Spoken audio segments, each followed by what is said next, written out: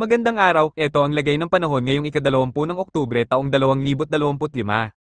Maalinsangan at bahagyang maulap ang umaga sa malaking bahagi ng Luzon, kabilang ang Metro Manila.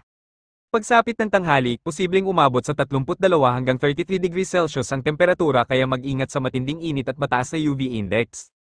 Pero maghanda rin, dahil pagdating ng hapon hanggang gabi, inaasahan ng panandaliang thunderstorms o biglaang ulan sa ilang lugar.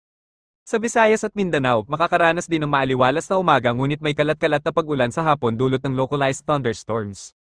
Katamtaman hanggang malakas ang ihip ng hangin sa silangang bahagi ng bansa, kaya maalon ang karagatan, maging maingat ang mga mangingisda at biyaheng dagat. UV index, mataas sa tanghali, kaya iwasan muna ang direktang sikat ng araw mula 10 AM hanggang 3 PM. Bagyong Ramil update, si Bagyong Ramil ay patuloy na kumikilos pahilagang kanluran sa bahagi ng West Philippine Sea.